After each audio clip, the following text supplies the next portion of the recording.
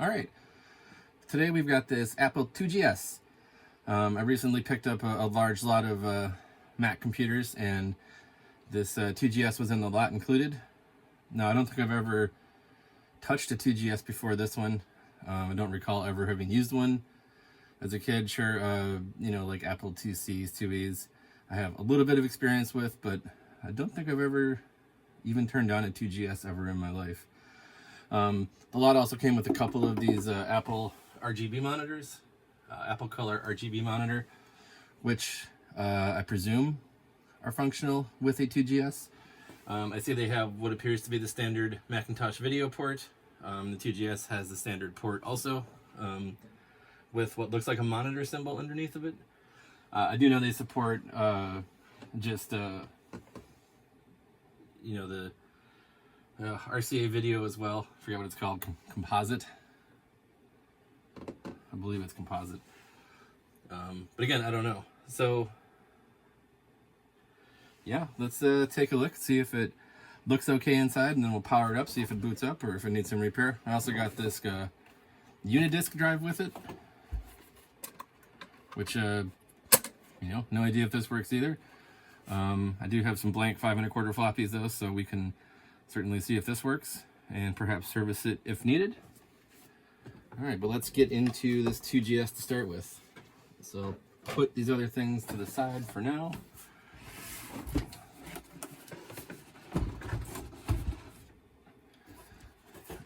Let's open this guy up, which I'm not entirely sure how to do. Looks like these tabs go in and the top lifts off.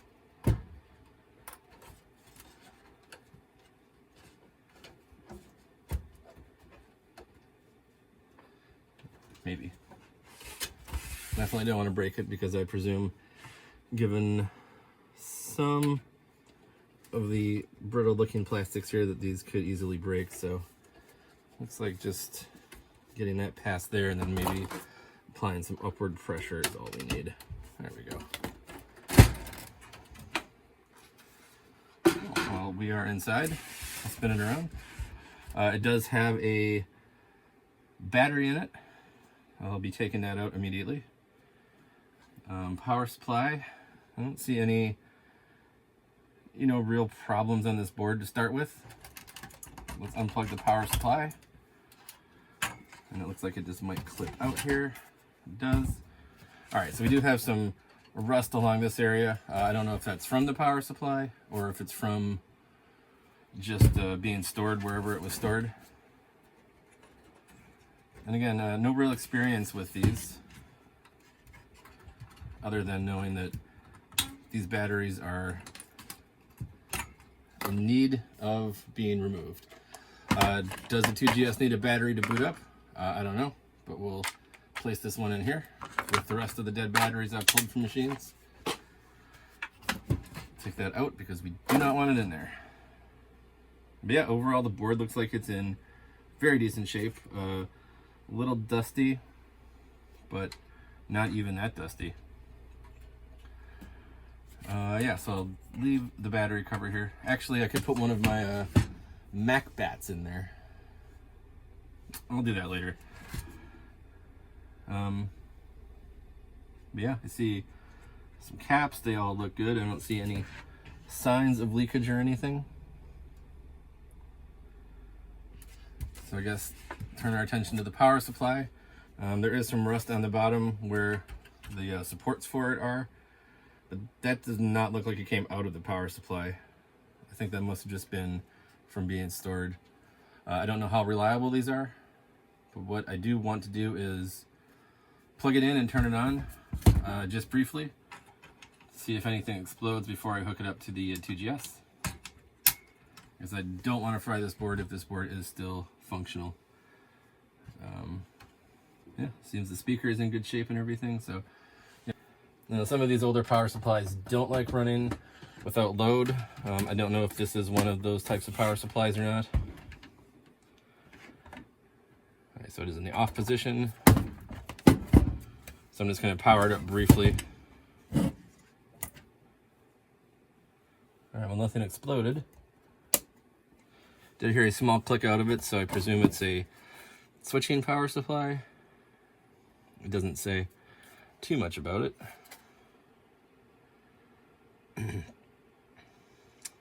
30 watts. Looks like it's got a +5, +12, -5, and -12 rail, which is pretty typical for machines of this vintage. But yeah, no explosion, so let's plug it in and see if it works. I'll clip it back into place. Reinstall the connector. Now I have no idea what these things do, if they beep when they start up or not. But we'll flip the switch and see. Alright, it made a sound. And the light is on. And it's making multiple sounds. Are those good sounds or bad sounds? I have no idea. But the light's on. So, I think with that being said, we'll leave the case off. And we've got this monitor here. This power cord is not in very clean condition, but I don't see any damage to it. No frayeds, no knots or anything. So make sure this is off. We'll plug the monitor in. All right, and we'll turn the monitor on. Well, I hear high voltage. I heard what it sounded like a degauss coil, and it seems like it's functional. Let's turn it off. So I do have a Macintosh video cable here. Again, no idea if this is pin compatible. I suspect strongly that it is, very strongly. Now this monitor does have a little bit of rust on the connection, but I think it's just on the ground, so it should be okay. And then we'll plug this one into the 2GS itself. I also have just a Macintosh ADB keyboard. I do know that ADB is the standard used between both the Apple II and the Macintosh Old World Macs, so should be no problem there. I know this keyboard is functional. I've used it for a bunch of things, so let's get that plugged in. I know, I've watched a few videos of 2GS. I know there's the 2GS OS, or the GS OS. So, we got the monitor off. Let's turn it on. And again, no idea if this monitor works. I did get a couple of them, so if this one doesn't work, we can try another one. But let's turn the 2GS on and see what happens. All right. Well, that is super promising. So yeah, it's complaining about not having a startup device. All right, well that's good. I don't have any 2GS floppies to boot into a GSOS, but I do have that drive. But yeah, so far so good. It looks like this might be actually completely functional. Which would be a change from what I usually get from these places. So that's awesome. Monitor looks really crisp and sharp. Everything seems like it's working. I don't know how to see if I can do anything here.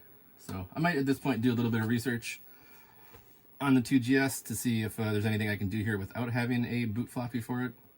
But yeah, initial inspection shows that things are okay.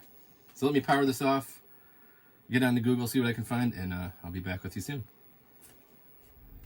All right, I've completed some research around the Apple IIGS and found out a couple of things. So the Unidisc that I have, this one here, requires ROM version 3 or later, which this machine is running ROM version 3, so this should work. However, there is not a way to format discs in BASIC, which I learned how to get into. So let me turn it on. I got the monitor on. So we'll fire up the 2GS. So ROM version 3. I don't know if you can see that, but it is ROM version 3. So it's telling me it doesn't have a startup device. Again, I know that there's no floppy drive and no hard drive. So if I press Control Reset, this should take me into BASIC. So this is just BASIC, so I can do, like a quick program like 10 print test, and then 20 go to 10. Oops. And I forgot my closing apostrophe or quote, and that's not how you spell run. Yeah, alright, so 10, let's try it again, print test. I also spelled print wrong. Alright, that should work. So yeah, I can run a basic command here, but I can't format the 5 1/4 inch drive in the Unidisc. So what I also found was that there are disk images available of various 2GS compatible ProDOS and GSOS.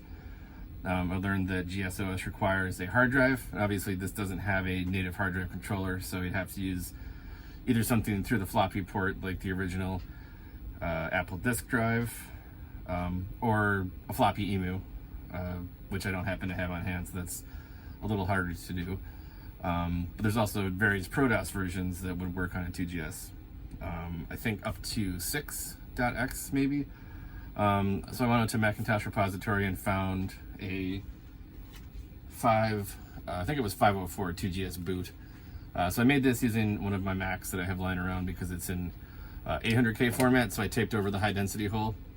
A lot of people will tell you that if you have a high density disk and you tape over the hole and format it as 800K, it won't be very reliable. I would say that's extremely true for disks that have been formatted before. If they're formatted as 1.44 megabyte disks, then you can't use them as 800K. They just won't work. But this one was clean, never formatted, so I was able to format it as 800K. I've done this for a few other disks, and it seems to work just fine. Now, I wouldn't put anything like super critical on here.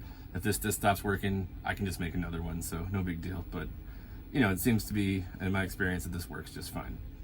So, I have a 3.5 inch disk that has 2GS boot 504 on it. I think 504.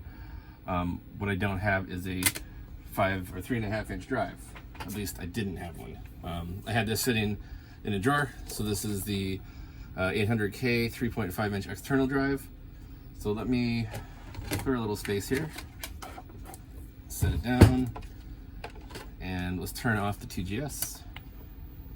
And we'll plug in this disk drive.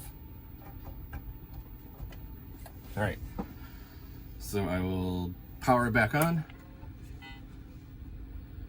And it does its initial system checks here. And I see that it's spun the drive here or tried to access it. But if I put the disk in and reset the machine, I guess I didn't look up how to reset it using just the keyboard. I'm sure there's a way, but we'll just power cycle it. All right, so it's accessed the disk drive here. And now the disk drive light is seeking and it's booting up into ProDOS 504. So if you can't see it, it says welcome to the 2GS. So we'll give this just a second to boot up. All right, so here we are booted up into, I believe, ProDOS 504. Let's just double check, see what it says. No version of ProDOS listed, but it does say 2GS Finder version 1.3. So I don't know what all we can do here. There's a control panel. Like I said, again, I've never used a 2GS, so I don't know really anything about these guys. But it does seem like everything's functional here. We can check on RAM. So I got a 0K RAM disk, 32K RAM cache, memory in use 485K, free memory 666K. We've got sound control panel. I guess we can change the pitch of that. That's fun. Some other things, printer ports, general, keyboard, modem port, things like that. Let's check under general. I think that's where we started. So we can change cursor flash, system speed is set to fast, and menu blinking at 3 times. I presume system speed is to allow for better emulation of how, I guess not emulation, but better execution of programs written for earlier Apple IIs.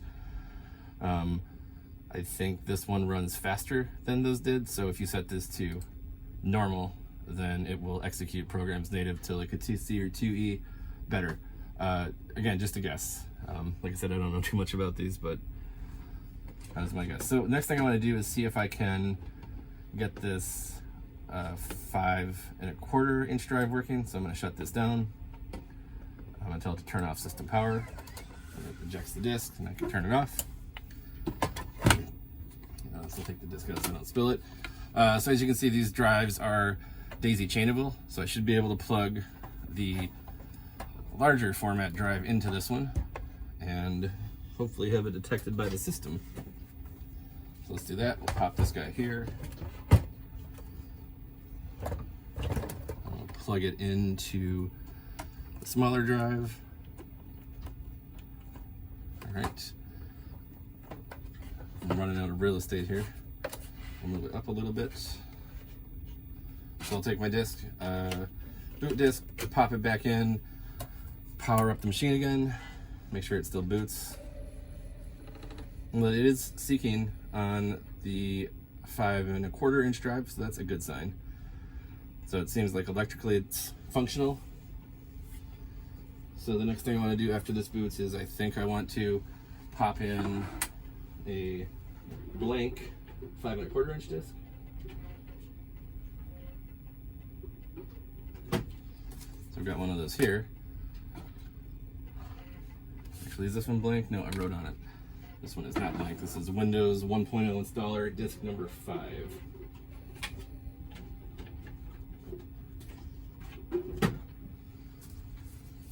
All right, so this one is actually blank. So if I pop this in here, close the door. Now I didn't look up what to do next. I don't know if there is a way to format disks here. Preferences, nothing there. Maybe that's under control panel as well. Or maybe not. Maybe I'll have to go look that up.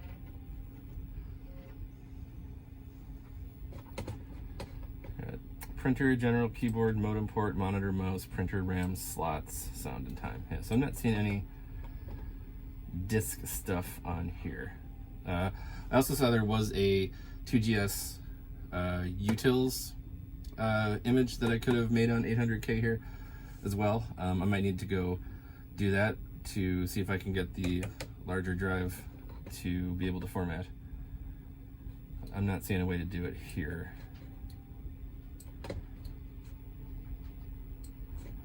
All right, so let me go do a little more research, and I will be back shortly. All right, so I made a second disk. This is the tools disk.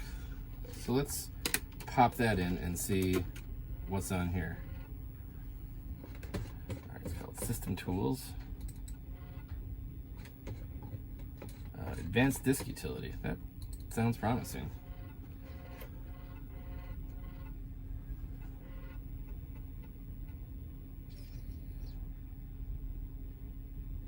Please insert the disk, system disk. Okay, can do.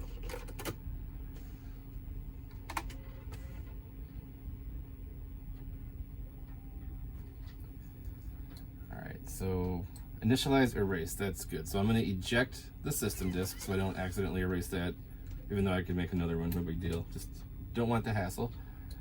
And let's do initialize, erase. All right, so we'll switch disk. All right, it is reporting no disks online. So I presume that something is not working with this drive. So I do see the access light turn on when I click disk, so it electronically is there, but it seems like something in the drive isn't working. Maybe it's the disk sensor. I really don't know anything about these drives, and I don't know a whole lot about 5¼ drives, so could be any number of things. However, I do have another 5¼ drive that I had previously, so let me run and grab that and see if we can get different results with that one. All right, what I have here is another Apple 5.25 inch drive.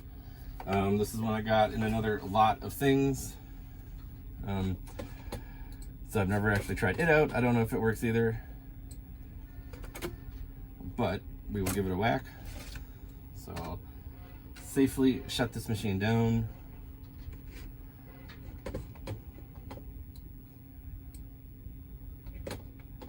Turn off system power. All right. here. We'll unplug this drive.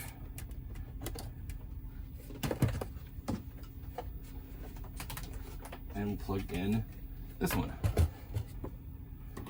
So that first one was labeled Unidisc. On the bottom it does say Unidisc here. This one is just labeled as the Apple 5.25 drive. This one is in fairly decent shape. The front and the side look a little yellowed, but the cable is in great shape, so maybe we'll have better luck with it. All right, so I got everything plugged in. Let's fire up the machine. Got the boot disk in there. So it's spinning this drive as well. So that, again, means the electronics are probably okay.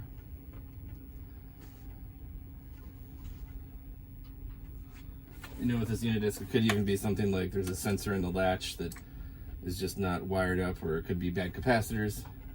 It could be something very simple, it could be something very complex, but that might be a topic for another video. All right, and it is spinning that drive. Oh, and it's actually showing up in the desktop here. It says Apple Disk 5.25A. So if I have my disk in there, if I put my disk in, close the door, and try to open it, and it's trying to read it. Yeah, it says it can't read it, so we might want to format it. Yes, let's do that. 5.25.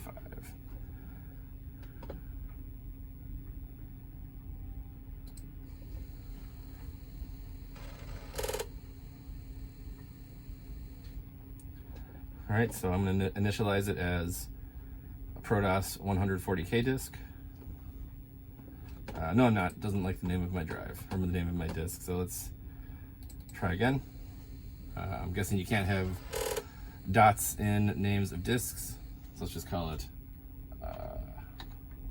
525.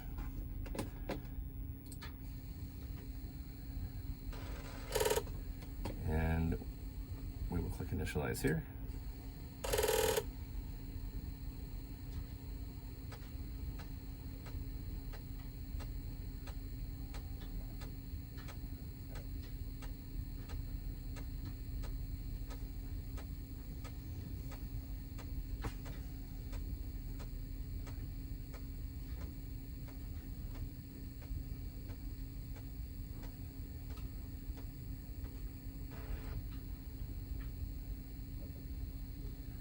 All right, it seems to have formatted just fine. Yeah, I'm able to open it. Let's try copying a file to it.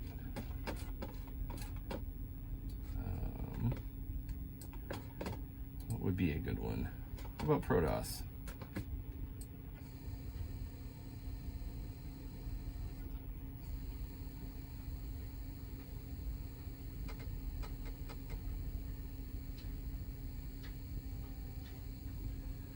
So now, if I attempt to boot off this, will that work? I'm not sure if ProDOS is the system. I also see there's basic.system here. And there's also a system folder. And there's a GSOS in here, so I think this is GSOS running on ProDOS. I guess I'm not 100% sure about that. Anyway, I'm sure there's a lot of resources on the internet I can read to learn more about 2GSs. So yeah, I think that really kind of covers this quick exploratory glance on this 2GS. So we do have a non-functional Unidisc, I presume. Doesn't show up on the desktop here when it does boot. This other one does, and it seems to work. So even though it spins this disk, it seems like something maybe isn't quite right with the electronics. So I don't know, I'll have to look at that one. I probably at some point will take the power supply apart and look at the caps. Not sure how reliable they are. I can see a few through the screen here, and I don't see any initial signs of trouble. The PCB looks very clean, so probably okay, but worth a shot, worth taking it apart, see what's in there. And yeah, I mean, the case is in pretty good shape. I did see that one of the tabs to hold the case together is broken. I might be able to reinforce that with some super glue and some baking soda, as seen in a previous video for restoring these vintage plastics.